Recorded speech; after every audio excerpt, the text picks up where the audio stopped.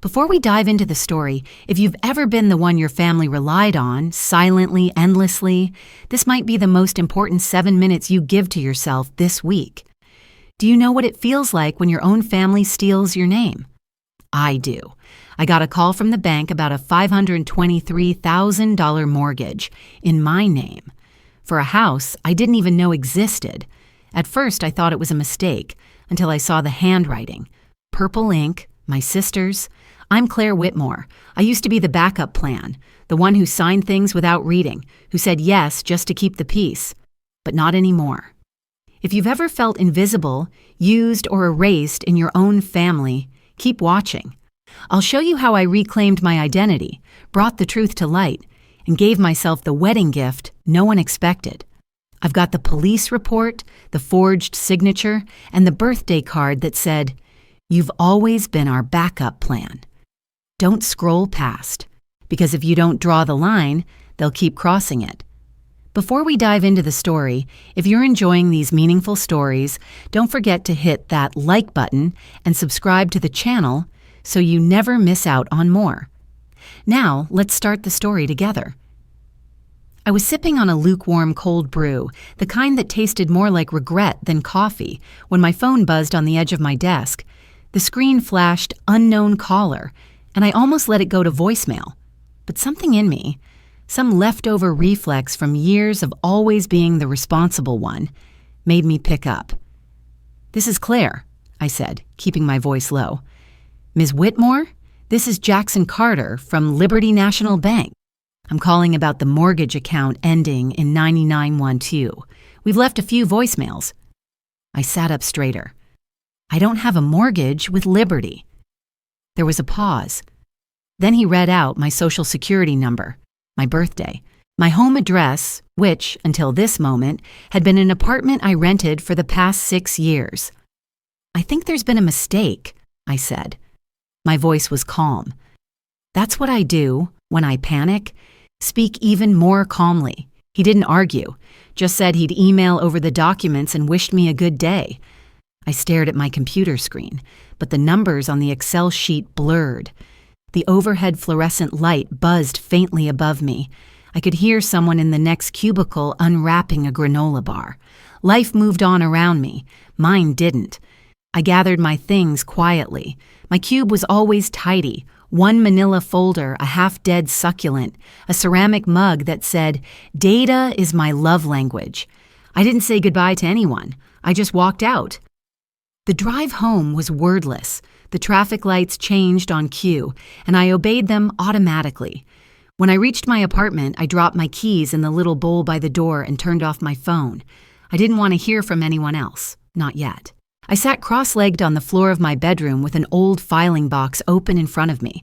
Most of the contents were unremarkable. Utility bills, tax returns, that one jury duty summons I never had to follow through on. But tucked in between a water bill and a Valpak coupon envelope was a glossy flyer from Liberty National Bank. I stared at it. I remembered the day it came in the mail. I had rolled my eyes at it. Junk, I thought. Probably a promotional loan offer. I never even opened it. But now it felt radioactive in my hand. I flipped it over and saw handwritten notes scribbled in purple ink. Familiar handwriting. Lindsay's handwriting. 2 years ago, my sister Lindsay had been obsessed with buying a house. Not just any house, her forever home. But she didn't have the credit score or income to pull it off. I remember her saying once, "Claire, you're so lucky no one ever doubts you. You're like trustworthy by default." Back then, I had smiled and offered to help her make a budget. That's all I thought she meant. I reached for my laptop, typed in the mortgage number from the flyer, and pulled up the public records. Owner, Claire Whitmore. Loan, $523,000. Property address. Not mine. Somewhere out in Forest Grove. My stomach turned cold. I leaned back against the wall, the paper shaking slightly in my hand. Somewhere along the way, someone had taken my name and turned it into a down payment. I whispered it out loud before I could stop myself. I don't own a house, so how the hell am I paying for one? Some people stab you in the back. My family just used my signature, one I never gave them, and mailed it with a forever stamp. I sat at my kitchen table that night, the only light coming from the overhead bulb and the flicker of my laptop screen. Papers were strewn across the table like autumn leaves, each one a reminder that I had trusted too easily. FAFSA forms from college, old auto insurance policies, a medical consent from years ago when Lindsay had a minor car accident and somehow needed my name on the hospital paperwork. I wasn't naive. I knew families shared things, resources, information, just helping out favors. But as I looked closer, patterns emerged. My signature had been borrowed often, sloppily in some places, copied well in others, and always in purple ink. I found one envelope with my name written in Lindsay's cursive loop. Inside, a rejected credit card application, dated the year she swore she'd go clean financially. That was 3 apartments ago. The next morning at work, I barely heard the tap of keys or the low hum of the espresso machine. I kept rereading the same line in a spreadsheet until the words looked like shapes. Jade, my coworker, leaned over the top of our shared cubicle and frowned. "You okay?" she asked. I blinked. "Yeah, just tired." "Claire," she said, not buying it. "You're wearing one shoe with a brown sole and one with black." I looked down. She was right.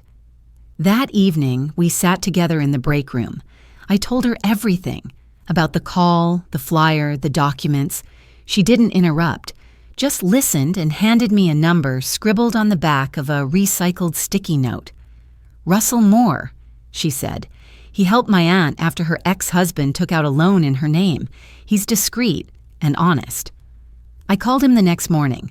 We met at a small cafe just off 13th Street. It was the kind of place where professors graded papers in the corner and the barista wore fingerless gloves year-round. I clutched a manila folder like a shield. Russell was already there, mid-60s, steel gray hair, kind eyes. He wore a navy sweater and ordered his coffee black. No sugar, no cream, no small talk. "Let's see what you've got," he said, motioning to the folder. My hands trembled slightly as I passed it over. He flipped through page by page, eyes narrowing. Occasionally, he'd hold one up to the light or tap a note with his index finger. "This one," he said, holding up the medical consent. "This signature was traced. I can tell by the pressure here." He went quiet for a long moment, then looked up. "Claire, this isn't just bad behavior. It's fraud. You want to reclaim your identity, Claire? This is how." His voice wasn't angry. It wasn't even cold, just steady, like a lighthouse on a foggy coast. I nodded, though it felt like the ground had shifted. Later that night, I sat on my bedroom floor again, this time less numb. I dug through another box looking for anything else that might matter. That's when I found it. A pink birthday card from years ago, cheap paper, glitter fading. I opened it, half smiling, until I read the line inside. "You've always been our backup plan." Signed, Mom. The breath left my body before I could stop it. I didn't expect a confession. I wasn't that naive. I just wanted to see if they'd look me in the eye and act like I hadn't noticed the knife they left in my back. Or worse, pretend it wasn't even sharp. I showed up to dinner unannounced. The porch light clicked on as I approached, casting long shadows across the familiar cracked steps. I hadn't stood on that welcome mat in over a year. The scent hit first. Garlic, onions, something roasted just a bit too long. "Claire?" Mom's voice floated out from the kitchen, light and lilting like I was just back from a grocery run. "Hey," I said, stepping inside. "Smells like Sunday." She laughed. "Your timing's perfect. Pot roast just finished." Lindsay was already at the table, swirling red wine and tapping her nails against the glass like she was marking time. She didn't look up. Dad sat in the den, TV murmuring some muted commentary on the Ducks game. I sat down across from Lindsay. The mashed potatoes were gummy, the garlic too aggressive. I chewed slowly, eyes scanning the kitchen wall like I was studying a foreign map. Same clock, same chipped rooster timer. Everything had stayed still except me.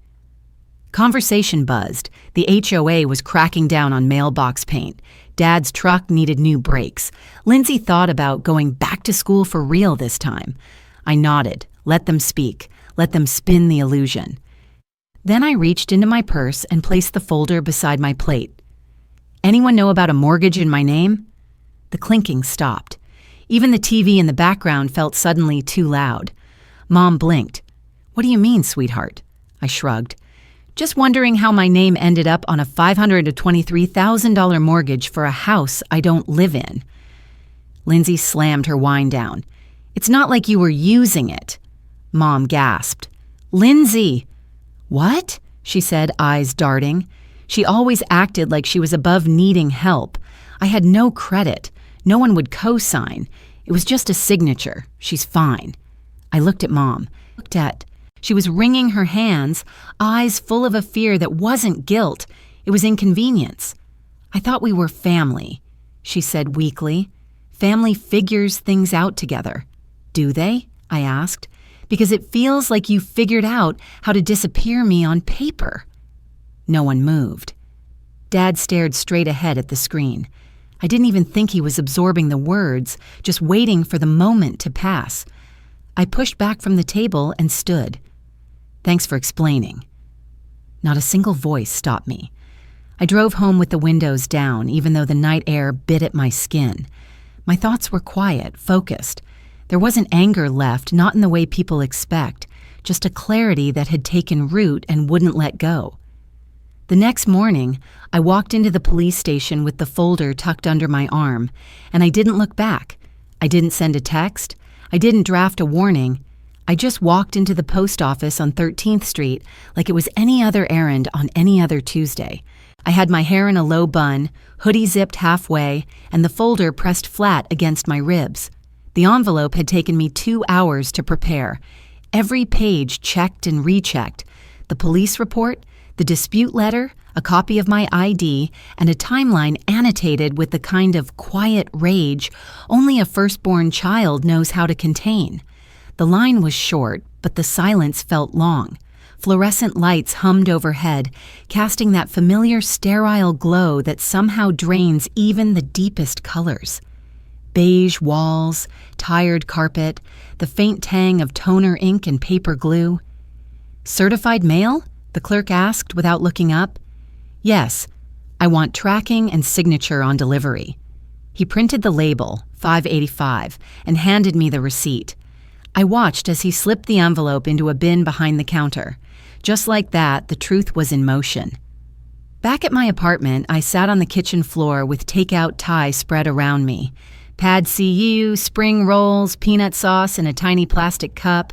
No music, no TV, just the steady tick of the clock and the clink of my chopsticks against the paper container. I'd never liked eating alone growing up, but tonight it felt like reclaiming air that had never really been mine. The phone rang. Russell. They've acknowledged receipt, he said. Liberty's put a freeze on the mortgage while they conduct their internal review. You did the right thing, Claire. What happens next? They'll verify the forgery, and if the signatures match your statement, they'll void the debt. You're not destroying anything. You're reclaiming what was already yours. After the call, I sat in the quiet and let the words settle. The overhead bulb buzzed faintly. My apartment had no scent of pot roast or cinnamon cookies, just clean air, faint lemongrass from the candle I hadn't lit yet. Then came the voicemails. First Lindsay, loud and clumsy. Claire, call me. What are you doing? You're blowing this way out of proportion. Then another. You're ruining Mom and Dad. Just stop this, okay? Be reasonable. The fifth message was slower, quieter. I know I screwed up, but we're family. You don't call the cops on family. I deleted it. An hour later, a knock. I didn't move at first. Then I stood, adjusted my sleeves, and opened the door. Elaine stood in a pristine ivory coat, makeup perfect, expression anything but.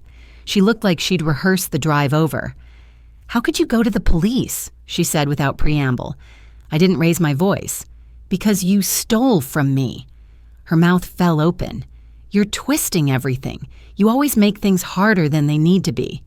No, I said. I made things real. She stepped back like the air itself had shifted. She wanted me to cave, to blink, to suggest that maybe it could all go back, that we could rewind to pot roast and garlic mash, to pretending.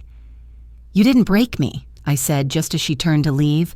"You just made sure I'd never come back." She didn't slam the door. She didn't cry. She just left. I walked into the kitchen, grabbed the lighter, and lit the lemongrass candle on the counter.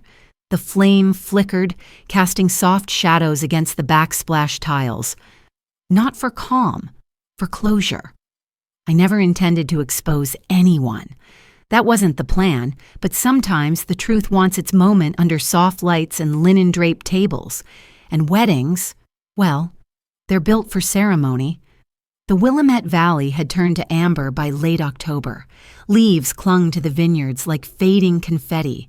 The air smelled like turned earth and distant smoke. Fire pits flickered along the patio edges while a gentle acoustic guitar carried through the early evening.